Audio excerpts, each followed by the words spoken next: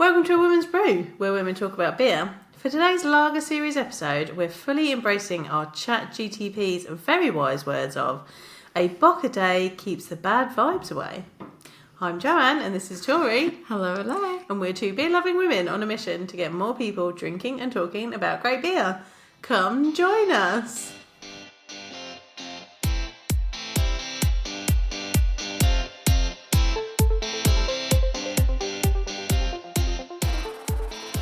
So, chat GTP's wide words. So basically, I was like, I could talk about Bocktoberfest, because I was like, every time I think of like Bocks, I think like Bocktoberfest. I don't know what that is. Yeah, it's not a thing, but it's just like, that's like the obvious like, Right. drink Bocks in October, it's Bocktoberfest. Okay. But I was like, it's not quite like late enough in the year to be able to talk about that.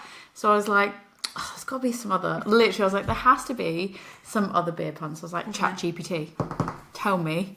Some Bock Tell puns. me. I think I literally put in Bock puns. I think I put in like Bock beer puns phrases or whatever. And it just came up with a bunch of stuff. And I was like, nah, I don't like any of those. And then I was like, next. Please. I said please after every time. Okay. Every time I was like, more please. And then it said some more. And I was like, also don't like those. More please.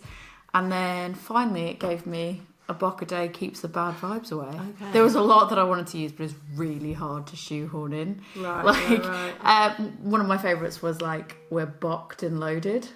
Like bocked and loaded. Bock and load. Bock and load. We're going on a beer adventure or something like that. And then there was another one, because I said, give me some good puns in that sense. So they gave me that one. And then there was also like, we're so bock and roll. And like stuff like that, and I was like, these are good, but they're really hard to shoehorn in. So I was like, you know what, this is the best one that I can do. Yeah, and it was the best. A Bock a day keeps the bad vibes away. Yeah, I think that was the best of that bunch. If you're watching the video, what are we talking about? We don't know. It's a mystery. We are together again. Here we are. And we're carrying on our lager series, and we're going to look at the family of Bock beers, because Bock isn't just one type of beer. There's several different ones. So we thought I had a few in my fridge. We're spending some time together, so we thought we'd bring them and taste them together. Why not? So, right? Should we crack one open? Here we are. Let's Bock and roll. Let's crack a Bock open. So this is a traditional Bock that we picked up from Overtone. It's called Einbeck. I will get into why it's called Einbeck shortly, because that goes into the history of Bocks. We grabbed this beginning of the year. Yeah.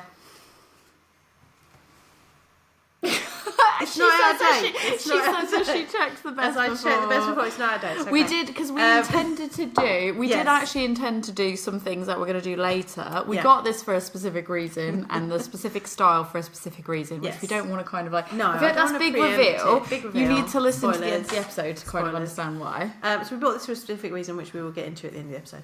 But I've been hanging on to it because we wanted to drink it together, and we wanted to do this particular thing with it. However, this is a traditional Bock, so it's a single Bock.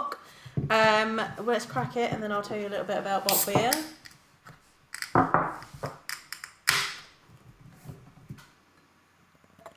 Hoping it's not too on the warm side. Nah, it'll be right. Can put it in the fridge when we're done. Okay. Right, so what is the Bock beer style? It is a lager, because we are doing a lager series. Sure are. And it's brewed with lager yeast. It usually uses Vienna, Munich and darker malts, and is lightly hopped with continental European hops. I'm not going to get into Dr. Doom and Gloom today. We'll save that for another day. You've already heard of me, Dr. You probably have already heard that. Go back to the other episodes if you want to hear Dr. Doom and Gloom. The ABV is higher than your average German beers, because it normally sits between 6 to 7%. 6.3%. There we go. Perfect. Straight in the middle. Matches. This beer is traditionally brewed in the spring.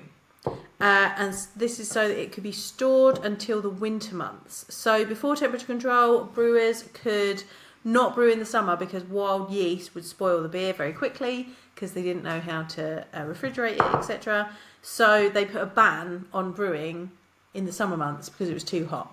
So this would be brewed in the spring, and then it would be stored in cold caves until the winter months, maybe around Oktoberfest. Oktoberfest! The first ones would come out. So these beers had a high ABV, so they could last longer.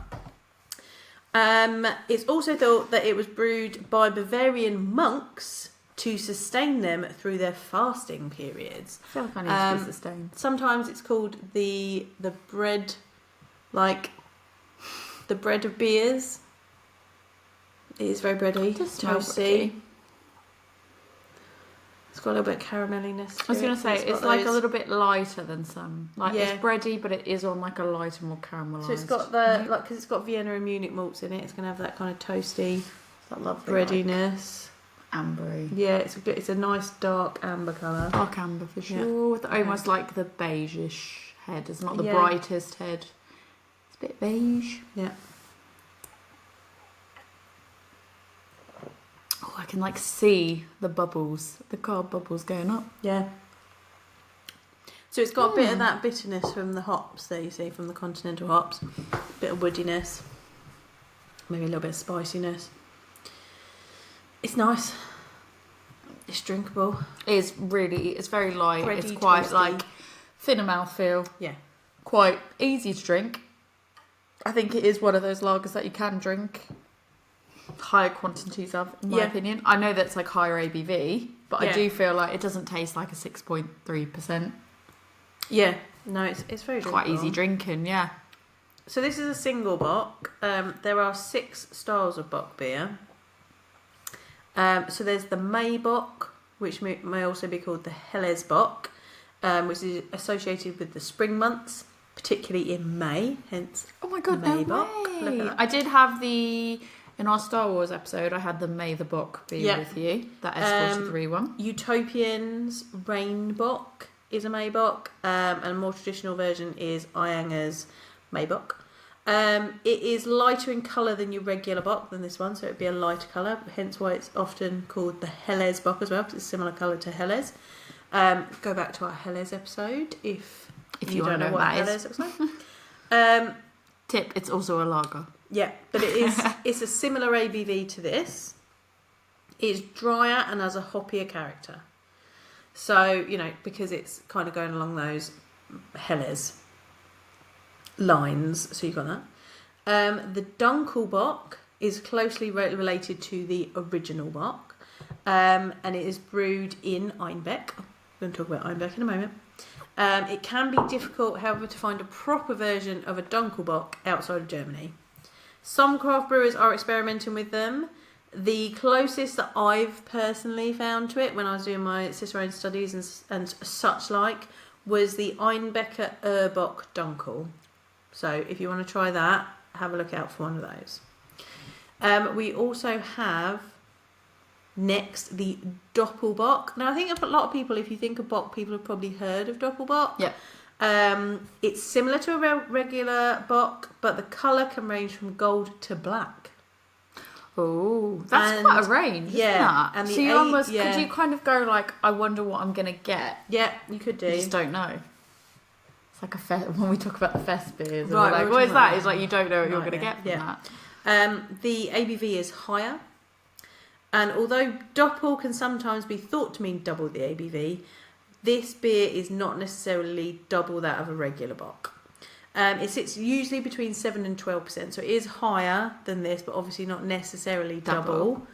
Very famous ones are Celebrator by Ayinger, which you might try in a minute, and Paulaner's Salvatore, which are 2 versions that you can try. Now, the Celebrator usually comes with a little goat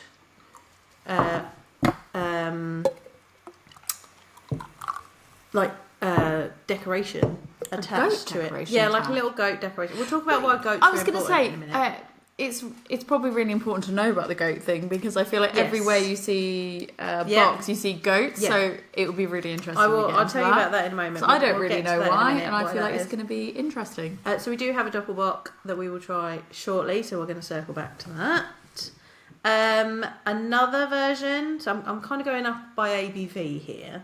So there's also the Weise Bock. Now, technically, A Weizenbock is made with Weizen yeast, which is an ale yeast, therefore it's not a lager. So although we're doing a lager episode, a Weizenbock, we're going to talk about it because it is a bock, but it is not a lager. So it's, just to be confusing, there is a different one. It is also thought to be the youngest of the Bock family because as a style it was only developed in 1907. That feels like it is really funny to that's the youngest. Only developed in 1907. 1907. But if you think about I feel like all of the I feel like there's so many of these different styles that takes like the Weise beer and then kind of does something. So Hopfenweiss. Hopfenweiss, that was one that's it's newer, but it's also not super new. But that is not quite as old as this one. Not new. It's new. New in the grand scheme. In the grand scheme of beer, it's new. So it's similar to the Doppelbock, but it's brewed with wheat and uses, as I said, Weizen yeast. So it's not really a lager because Weizen yeast isn't ale yeast, but it provides those banana and clove notes that you expect to get from a Weizen beer. Interesting. So it's like a Hefeweizen. So you combine that with darker malts and the flavours of a Doppelbock, and you've got a winning combination. It sounds nice, to be fair. We have one of those as well to share tonight. So we have Exciting. Schneider's Aventinus. And another version that you can find is also Weinstefaner's Vitus. Those are both excellent versions of the style if you want to try those. So I can highly recommend. And we'll talk about the Aventinus shortly because we're going to try that as well. Then at your highest end of the box, you've got the Eisbock. Hello. Hello, Faith. So the Eisbock uses a Doppelbock, but it freeze distills it. So this removes some of the water content and concentrates the alcohol, making it much stronger. There's not much hop character to this beer, and it usually has a pronounced fruity character. Some examples that you might see, a traditional version is Kulmbacher's Eisbock. We have one of those to try later. And also in the UK, Pillars regularly make an Icebock in the winter. They make Christmas it yearly, and I have... You've got one? You've got one three. Here? Oh, you've got all three? Yep. So you can usually get them. They're a special edition. They normally do one at a time, but then they do tend to kind of release. They'll go barrel aged and this year's and that year's and whatever. So I got 2 years. I think it was 2 years worth and a barrel aged one. Nice. I think that's what it was. But I've got 3 different ones. Yeah. So if you want to try that style, Pillars is a good place. I think they've still got them on sale. Actually. Yeah, I think they probably still have. You can probably still one. We can link to that in the show notes, and you can go try one. They are a yearly one to look forward to as well. They're very good. I've had one before a few 2 years ago or something. Really good. Shall we crack open the Doppelbock before we get into the history of Bock beer? Sounds good. Let's do that. All right, so we're going to share a Doppelbock. This is Celebrator, which is from Ayinger.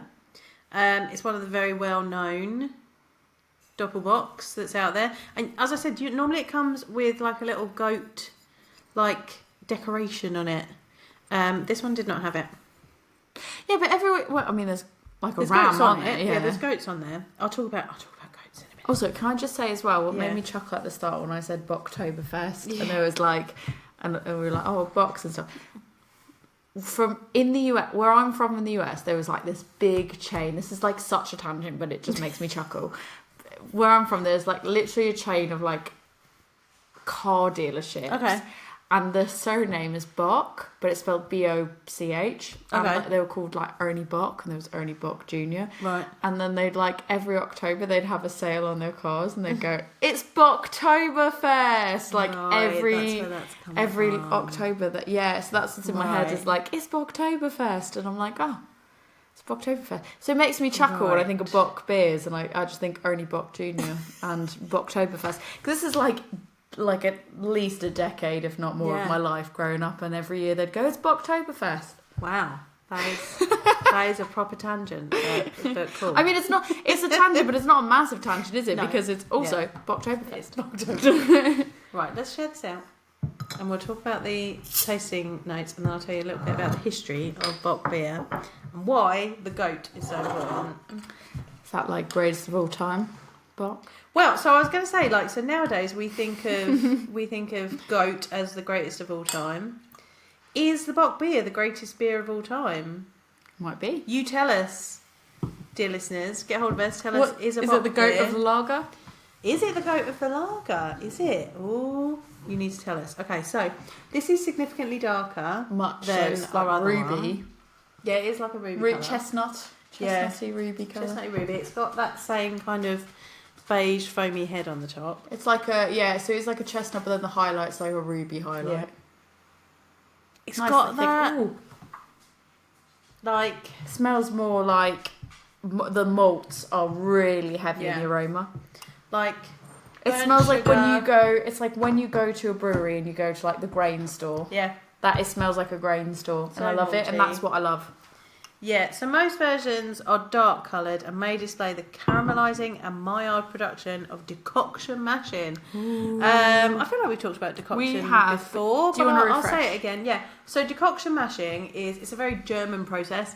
A portion of the malt is taken out during the mashing and it is boiled, which then obviously caramelises it a bit and then is added back into the mash. Now, science says that nowadays they don't need to do that to get the maltiness in their beers, but it's a very traditional process, and some breweries are like, no, our beers do not taste the same if we don't do a decoction mash. When I homebrew, I have a very small kit, like it's literally 2 pots on the stove. So I had a go at decoction mashing, which is very easy for me because I literally scooped some mash out, put it in another saucepan, boiled it and chucked it back in again.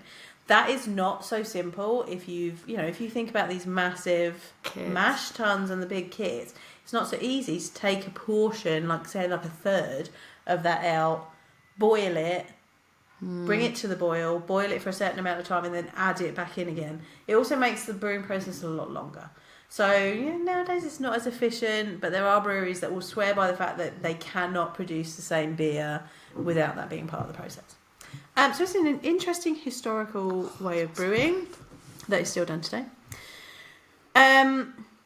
So that you can also get paler versions. They tend to not have the same richness and dark malt flavours as the dark ones, obviously, and they might be drier and hoppier. Most traditional examples are in the lower end of the range of ABV. Some can have no upper limit for gravity, alcohol and bitterness, which means that it provides a home for very strong lagers, says BJCP. So this is a strong, rich and very malty German lager. And it has, the darker versions will have richly developed deep malt flavours, which I think just from the aroma we're just getting that in this smells like one. it. And paler versions are more hoppy, obviously. It just smells beautiful. It smells like what I love. It smells like autumn, right? It does. Like I think it smells like drinking it. It just smells like like the best ingredients, the things that I love the most, and it just it's got that like satisfying maltiness, a bit of dried fruit. There's more body to this as well. Yeah. Because there's a bit more alcohol in it. Bit dry. Celebrator there's a bit of dryness to it. It's only 6.7%. So it's the same ABV as the last one, maybe. Very similar in ABV. But I think those malts have just given it a more... I think it just feels more... I mean, it does feel more like celebratory. Yeah. I could say so myself. So, what's all this goat what is the goat? About? What is the greatest of all time? Let me explain that to you. So, it's the goat. Bock beer originated in northern Germany, particularly in the city of Einbeck. This was probably around the 1400s. By the 1600s, it was also being brewed in southern Germany, and the Bavarian accent pronounced Einbeck as Einbock. Oh. Which actually means billy goat. Right. So therefore, the name of the beer got shortened to Bock because people are lazy. And since then, beers of this style tend to be depicted with a goat on their label because Einbock means billy goat. So consumers were lazy and said it wrong. That's why there's goats on the label. And if you watch the video, you can see And Celebrator, there are definite billy goats on the label. Also, there's a bit of a naming convention that if you make a Doppelbock, it has to kind of have that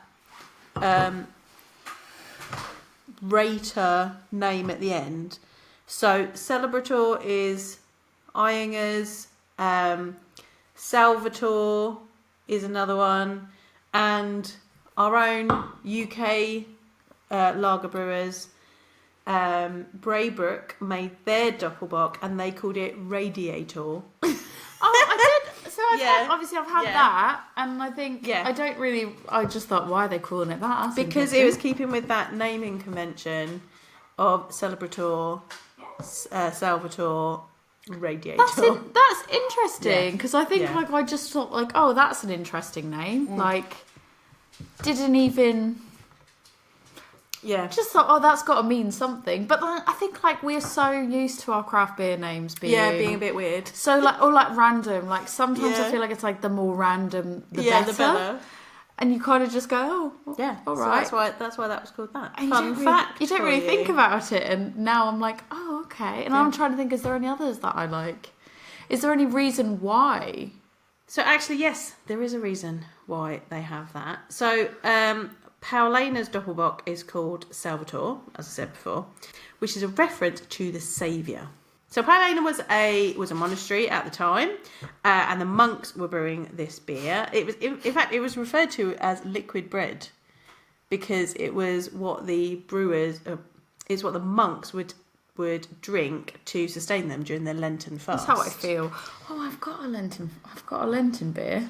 There you go. Oh. See, so so when it was first sold to the public, it was sold during 8 days in April because of Lent. So then other breweries caught on and started using the name Salvatore, but there was then a trademark dispute, and in the end, other breweries are only allowed to use the suffix ator, so ATOR. So they can have other names like Celebrator, I still don't understand. Radiator, but they're not allowed to use Salvatore. But I still don't understand the Salvatore. But like, what is? Because it was for the Saviour for Lent. I think I'm just missing that like religious aspect to it, where I was like, who's Salvatore?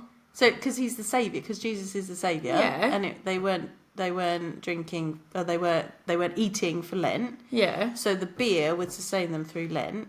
Yeah. So it was for their saviour, Salvatore. Oh, okay, I guess I get that, because I just think of that like someone's name. Oh yeah, no. I was like, who is Salvatore? That is a reference to the saviour, i.e. Jesus. Like salvation. Yeah, yes. I get it. Yeah. But like, I feel like I just wouldn't have thought of that. I'd have been like, hey, Salvatore sounds like a nice guy. I bet he makes a mean beer. It's because of the monks. That makes me think of earlier today. What was it? He said spicy marg. Spicy marg. I said spicy marg. Said spicy marg. She thought I said spicy marg. There is no spicy marg. There probably is actually. We'd probably like to meet spicy marg. No, let's be real. There probably is a spicy marg. There probably I is. want to give him a high five. That's great. Mark? Do you? Do you know spicy marg? It was the fact that he said spicy mark, and now I'm going like, who's Salvatore? I bet Salvatore is like a really great brewer. Yeah. If you're a brewer named Salvatore, get in touch. Yeah. We want to try your beer. Right. What do you think of this Doppelbock? No Doppelbock for you. The Doppelbock.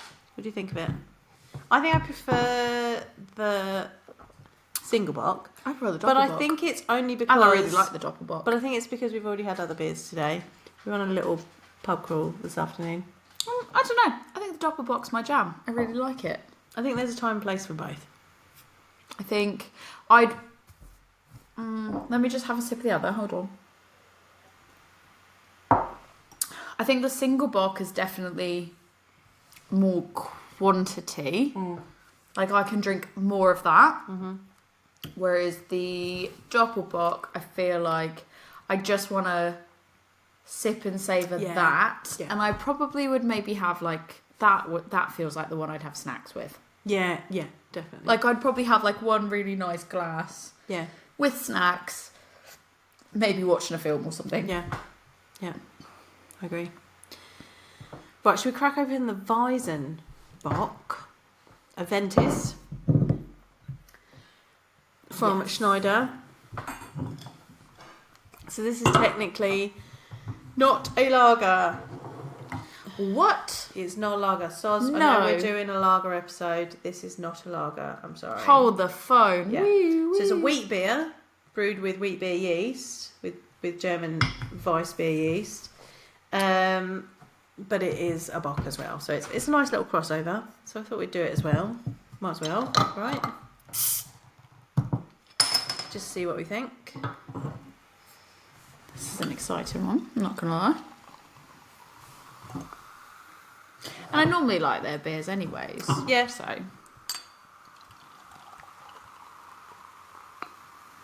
Okay.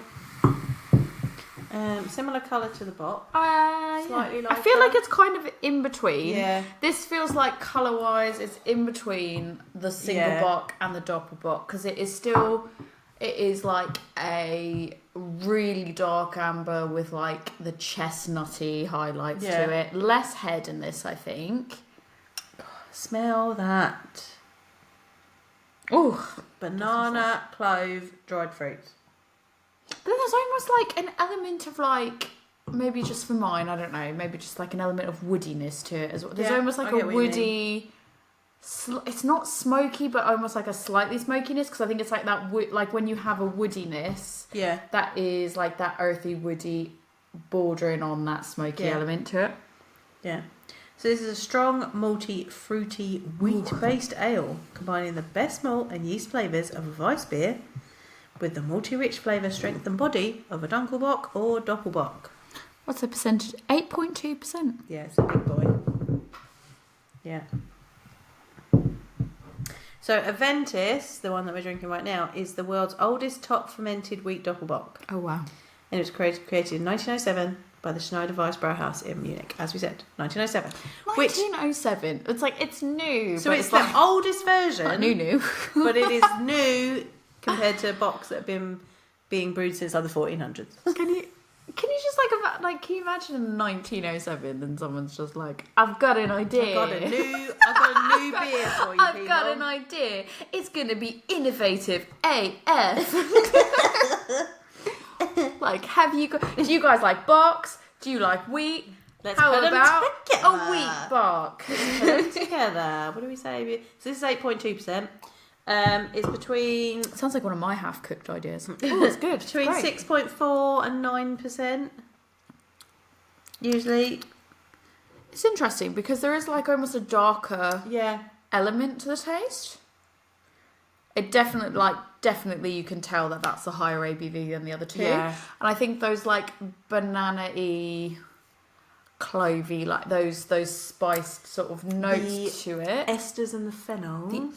The esters and the phenols. I was going to say the banana esters. Yes. Good. So I feel like those are definitely like those spicy notes to it are definitely more kind of, they're not subtle because it's very obvious, but they're more on the back end of the taste. Like it's not that like the first sip isn't that. It is almost like, it's hard to put into words because it almost feels like this like darker taste. It is darker immediately, taste, and then the background is just like, all the undertones as opposed to the overtone we had earlier. The undertones are very much those wheat beer characteristics.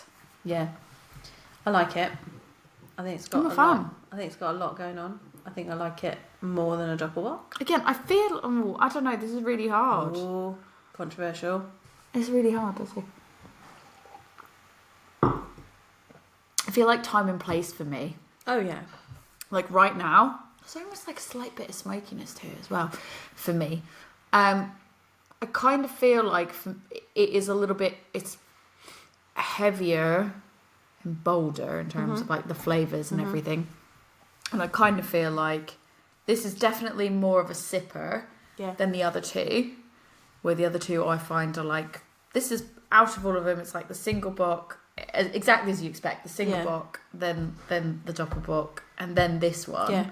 In terms of how easy and thoughtless you can kind of drink them. When I say thoughtless, I mean in the sense of you can just sit there and just sip on it. I mean, we've got a 500ml bottle of this, and I don't think I could drink a 500ml bottle of this. by yourself. I feel by like it's a myself. time and place thing. Yeah. Like, I feel like if I were on holiday, Yeah. in the right place, at the right time, but I almost kind of feel like for me, it would have to be one of the first beers I have, because I feel like this is way more filling as well than the others. So I think it's highly carbonated compared to the others. Yeah. Which a Weisse beer is more highly carbonated than a lager anyway. Just generally as a style. I kind of feel like it's something that if I were on holiday abroad somewhere, like I'd be like, you know what, this could be something that I have with a substantial like meal. Yeah. Like what I have with a dinner, because it is like a hearty, more filling thing. Yes.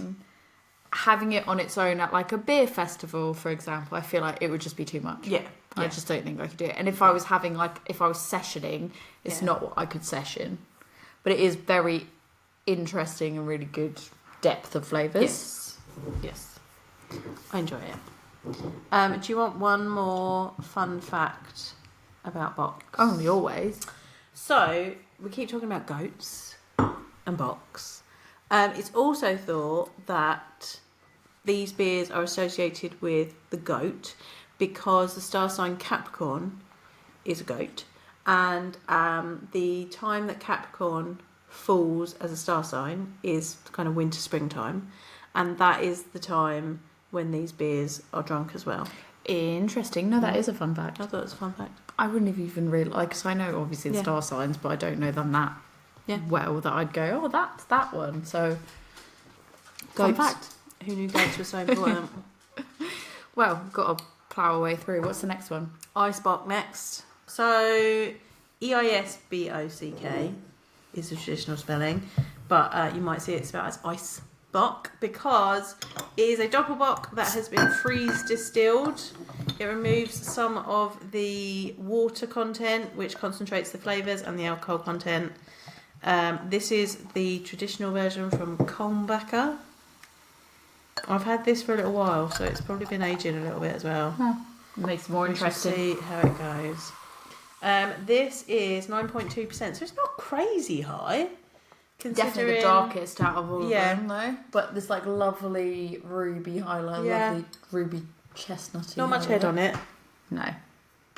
Oh, it smells like it's going to be aggressive, dry fruit city. I'm scared. It smells like dried leaves, like autumn. Yeah. Like a slight bit of tobacco almost as well. Oh, this one is dried. It's very heavily like dry fruited as well. Figs. Figs. Yeah. All right.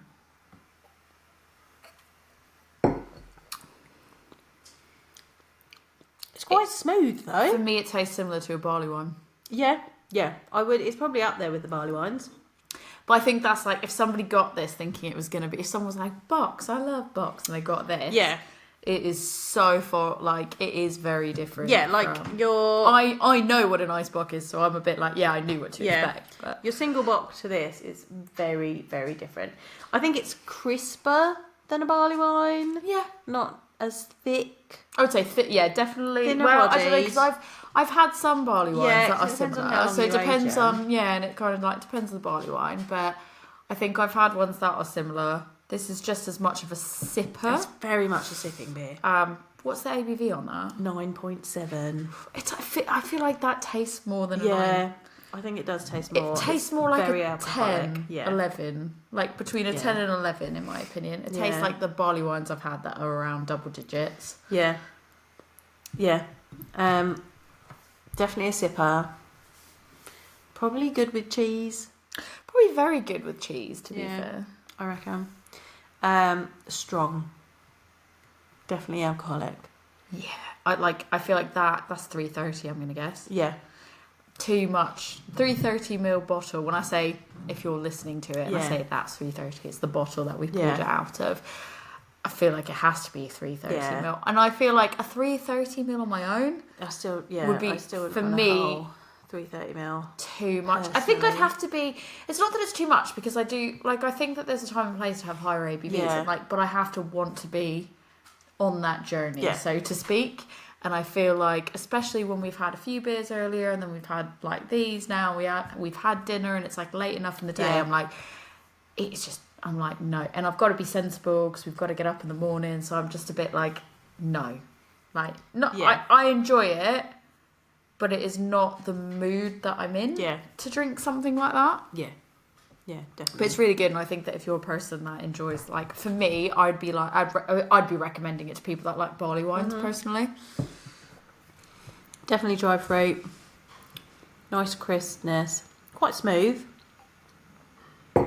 There's definitely alcohol in there, but it's not too burny. Quite a dry finish, but I think there's also a little bit of tobacco, a little bit of like woody, earthy quality to it. Yeah. Complex. And then there's kind of like there's almost a little bit of like that alcohol burn towards the back end. Like for me, it's like you sip it and it's dry, and then like what kind of lingers is almost this bit of like alcohol burn for me.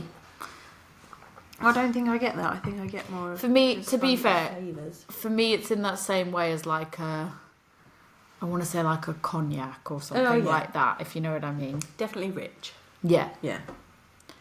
I think that's probably more what I mean, and I'm associating that like alcohol element of it with something like a cognac or But yeah, I don't dislike it. I think it's just something that it's like you'd want to drink. For me, I feel like it would be something that you drink more like a brandy or a nice whiskey or something like that. Definitely. You definitely want it in a glass where you can kind of swirl it and open it up, I think. Yeah. Swirl it, see it go through all its varying ranges of temperatures. Yeah, definitely.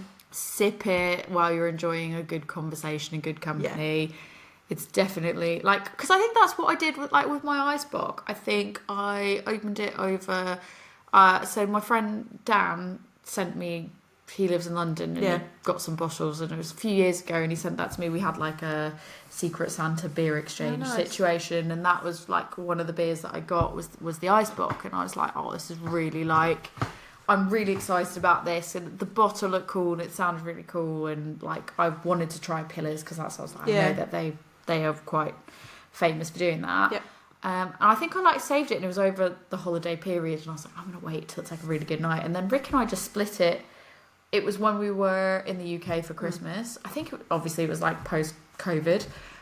So yeah, we just sort of were like, you can't really have Christmas with anyone else, so we just sort of sat there and enjoyed a bottle and had like lots of picky food and watched TV, and like for me that was the ideal setting to have it. And it was really enjoyable because it's like, for me it was like paired really well with a charcuterie board and just good company, and it was 330ml I think it was, but it kind of that was enough. That's enough. That was like the right amount. Yeah, it's a situation event beer, isn't it, rather than a drinking lots of it beer. 100%. And the ones that I've got now that are like you've got this year, that year, and the barrel aged one, like I feel like I want to save that to have all three at the same time, but I'm gonna need other people to drink that with me, like yourself or whoever, because I feel like I don't want to have one at a time. I want to have them all together, but there's no way I'm going to be able to drink all three of those by myself. Way too much. But yeah, interesting. What are your feelings on it then for you? I like it. It's definitely a sipping beer, and I think it's an event beer, definitely. I want to have it with some cheese now. Yeah, I know, me too. I don't really have any good cheese, unfortunately. So these are quite traditional ones that we've drunk here. But obviously craft brewers do what they want with the brewing process and what they want. So we also have a craftier version from Ampersand. Unique version. Yeah, which is a mixed fermentation version. Should we give that a go next? See how it compares? Let's give it a go. So we have a mixed fermentation Bock from Ampersand. I'm really excited for this, actually. So I have anything mixed ferm in general. Yeah. Like mixed ferm, I'm like, yes. Bock, I'm like, yes. Right, yeah. But I do wonder how close it's going to be to like the Eisbock type level of intensity. So it says on here that this is a version of their traditional Bock. It's been aged in second fill barrels for over 18 months. It is super crisp and smooth with hints of funk and deep flavours of bread combined with light oak from the barrels. So, I'll be interested. MF Bock. And it's got the goat on it. It's got a goat on it, obviously, because it's Bock. So that's kind of like, when I was putting it away, I was like, there's so many goats. Yeah. There's all the goats. Every goat. So when I got this, I actually got, oh, hello. I actually got two Beautiful. two versions of it. So they gave you 2 bottles when you bought it so that you could put one away to age. Because obviously it's mixed firm, right? So I've got one here. We'll see what it tastes like. And then we're going to age it and see. Oh, this is exciting. Right, there we go. I feel like I can already smell fruitiness and I'm not even near it. It's a nice dark amber colour. I would say though, it's like weird because for me it feels like it's like lighter at the bottom and then just gets darker at the top. And I would argue that it's actually closer to the single box. Yeah, it's definitely closer comparatively, because now I'm just running back through the...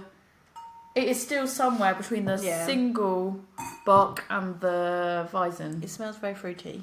Yeah, well, when you poured it, I just immediately smelt like fruit. And then as you get close to it, it's like, oh, it's funky fruit. Yeah. Which is as you There's expect. There's not a huge amount of funk though. There's a little bit, but it's not massively so. I feel like it is that fruity, like woody, like it is that similar like vein of that mix of like fruity tart, funk that kind of comes together when you have a mixed firm beer. Yeah, like it feels on point for what when someone says mixed firm. I want to drink it. Okay, let's drink it.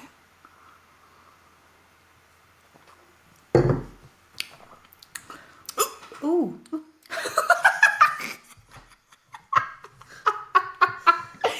was a reaction. It's very busy. It gave me the hiccups. I didn't feel it was that busy, but it was just immediately. Yep, the hiccups for me. I get some like coconutty notes from it. Yeah, I can see. So and that'll be the oak. Well, I was going to say that my guess was that it was going to be some form of wood. It's very fruity. When you age things. Tart. It's because like that coconut note, you can almost tell how it lands, like when it's coconut as in a fruity coconut versus a barrel woody coconut. And it is definitely like you can tell it. Yeah. That's type. Nice. It's really nice. It's got a little bit of a vinous note about it. 7.8%. I wouldn't have thought like Bock. I would have just thought it was like... I don't think I would have been able... If you blindfolded me... Yeah. And said like, oh, guess... Blindfolded, guess what it is. Yeah. I don't think I would say any form of Bock. No. I probably would have been like, it's clearly a mixed firm... Like, it would be very clearly a mixed firm thing. But as far as what style of mixed firm, I would be clueless. Like, I'd probably edge more towards, like, a red of some sort, like a Flanders red or something like that. Like, it's got more of that vinous note to it than a crisp, bready lager. Agreed. Not in a bad way. No, in a really interesting yummy. way. I feel like this is the most complex out of all of them. But as I think you'd probably expect that with what it is. But very much like, if somebody blindfolded you, did a blind test of it and was like, no way what is it? Even with all of your experience, your wealth of knowledge of all the studies you've done, like, would you ever be like, oh no, it's a mixed firm Bock? Oh, no. Like, I would have bet mixed firm tick. Yeah. Interesting tick. Yeah. Fine, like you said, fine. I could describe the flavours to you. Like, probably something more... I don't know, lambic-y or... I would definitely go more... Because it's got that kind of... I don't... Vinegar's not the right word, but do you know what I mean? But it's also like, for me, it's also not... It's not really tart. There's no real sharpness to it. It is just like mixed... Like, I would just go, oh, it's something mixed firm. Like, I feel like it's like clean, nondescript, complex mixed firm beer. And I can understand what you originally said about it tasting like almost going towards like a Flanders red. Yeah. But it's not, because I think I would err that way because I've had some Flanders reds and stuff like that weren't necessarily the most tart, but were very, very complex and had like mixed results of flavours. And if they were barrel aged a certain way, they might have those coconutty notes. They might have some of the vanilla note or some sorts of notes that are coming from a type of wood/barrel that this kind of gives you. So I'd go, oh, okay, I could see that. Yeah. Yeah, 100%. I think I would really struggle. I would just be like, mixed verb. Complex. Yeah. Interesting. No idea. I think it's my favourite of the night. I think so as well, just because I really like interesting, the least Bock-like. It strays away from the beer style guidelines, but it's lovely. I think in terms of like what's the most interesting, unique, complex, because we're talking about it from the angle of somebody that is like, we both like interesting, complex beers that bring something unique to the table. So I think like for us, this is just like very interesting and unique. Yeah. When it comes to when we're talking about Bocks, like which straight up Bock? Well, I mean, there's no straight up Bock, but you know what I mean. Like which of the actual more similar Bocks for you? I enjoyed the original Bock. I think because I just found it very drinkable. My favourite. So I do like I like all of them. Yeah. It's kind of like with your children. Different reasons. Just like, you go like, oh, you're all my favourite for a different reason. I say that to my engineers all the time. I'm like, you're all my favourite for a different reason. Like, you're my favourite of this one and you're my favourite of that one. But really, I think taking the mixed foam one out of the equation. Put that to the side. I think the ones that I could easily drink the most, regardless of when I was drinking it, where, like, time, setting, all that. Doppelbock. I think the Doppelbock, or probably the I think actually it's the Doppelbock. It's the one that I could drink regardless. Okay. Whereas I think the single Bock, I could probably have that whenever. Yeah. More applicable to more scenarios, but less complex and interesting as the Doppelbock. Yeah. Whereas the other two are probably more situational, like you want to be in the setting where you can really enjoy them and take the time to enjoy them. Yeah. This mixed foam, though, is like... It's lovely. Miles away from all of them. Yeah. In the sense of, like, for what I like to drink. Mm. But I'm like, you can't use that one as the rule. That's the exception, not the rule. I'm pleased I brought that to share with you. Yeah, I'm really happy I got to share this. I didn't even know. Yeah. It's like, I really do like some of the stuff that Ampersand does as well. I didn't even know they did this one. And I'm like, so good. Yeah. Excellent. I'm looking forward to saving the other one and seeing how it develops over time. That's amazing.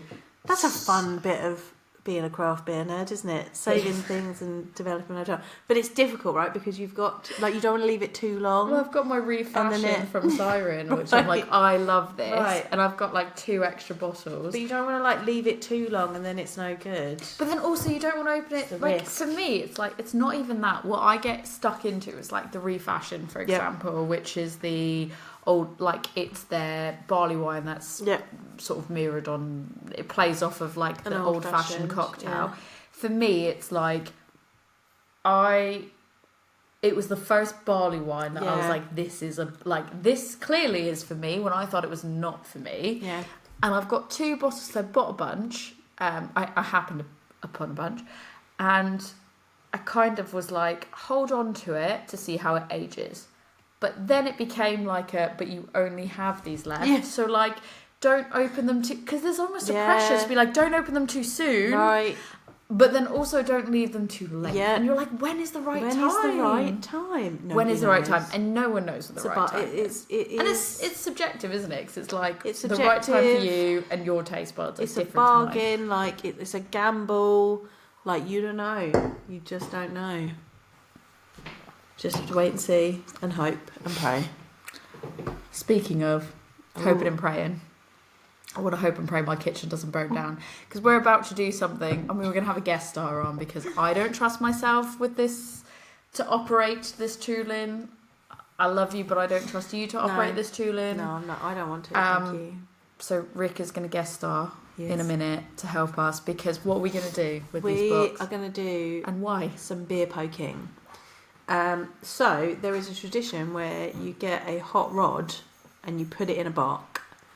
Now this is it caramelizes the sugars in the beer, so it creates that Maillard reaction, in the beer, so it makes it more intense. It also kind of makes the head a bit marshmallowy.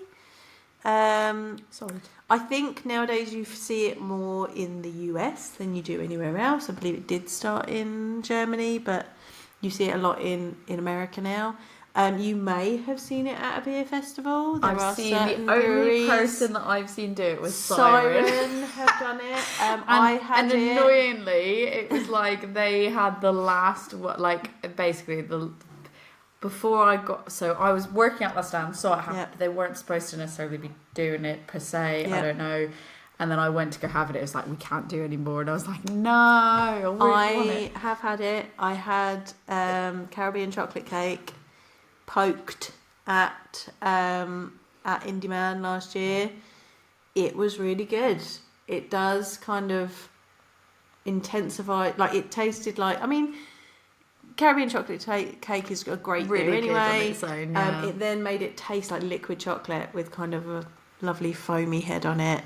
I've got some of the new 3Cs, which like there's one that's a mix of all. So good, and it already tastes like liquid chocolate. So I bet it would taste even better. It was great. So we're gonna try. We're gonna go reset up in my kitchen. We're gonna try it. Basically, I tried to get it at London Craft Beer Festival last year from Siren, the stand that I was literally actively working at as well. Couldn't get it, and now I'm like, you know what? Let's do it ourselves. If at first you don't succeed, buy it yourself on Amazon. I bought a beer poker. Fingers crossed you don't burn your kitchen down, and try it yourself. Let's go. So we're back. We were going to show you. Well, we're going to do a bit on the beer poking, but you kind of have to watch it. So it's not so good for you lovely listeners that listen to us. So if you'd like to see us do some beer poking of some Bocks, head on over to our coffee account, because we can do it as a bonus over there, because it requires you to watch it. We poked a regular Bock, and we poked the mixed fermentation Bocks. I like the mixed fermentation best. I like the mixed fermentation as well. It was very interesting to sort of see how they turned out once you poke them. Yeah, it's an interesting combination of like warm foam and cold beer. There's also just the stressful element of you're like, oh, it's fire. When is it too much fire? When is it enough Tori fire? thought we were going to burn the kitchen down, but we didn't. It's okay, we're all safe. I don't often do open flames in my kitchen, so if you're interested, I got my beer poker on Amazon. Put the link somewhere. So I'll put that. I mean, just that takes quite nicely into our. If you want to come and talk to me, if you want to come and find out where I got my beer poker from. You can come find me at my beer school, which is Love Beer Learning, and we are on Facebook, Instagram, Twitter, TikTok and Pinterest. I'm usually on Instagram. Might be some bits about this on there if you want to come and have a look. You can also come to my website, which is lovebeerlearning.co.uk, or email me lovebeerlearning@gmail.com, and I will get you the link for my little lovely beer poker, which Tori's been using as a wand. Tori, if people want to talk to you about Bock beer, where can they get hold of you? Yeah, they can find me on Instagram at adventures_in_optimism, and my link tree has links to everything else that I don't keep up with. So you can find me on all the other things, or my email. I actually do keep up with my email because I don't really get much on there, so that's okay. But speaking of keeping up with emails, I also keep up on our email, which is a womensbrewpodcast@gmail.com, and I do keep up with our joint Instagram, which is a women's brew at Instagram. So. Could you poke a slushy? I think it's just not it. I think that there's a lot of things that I would like to see if I can poke, both just in frustration and with the actual beer poker. That's a bit fun. So there'll be a lot more things. I feel like what would you do if you poked a sour? Like, how would that work? Ooh. Or like a normal mixed ferm that is not a mixed ferm Bock. What would that be like? Will it slushy? Will it beer poke? We don't know. We'll find out. Maybe that's my new thing. Maybe that's my new thing. You don't need a new niche. I need no more. She doesn't need a new niche. I'm the one that's going to get dropped, not her. So it's fine. On that note, cheers.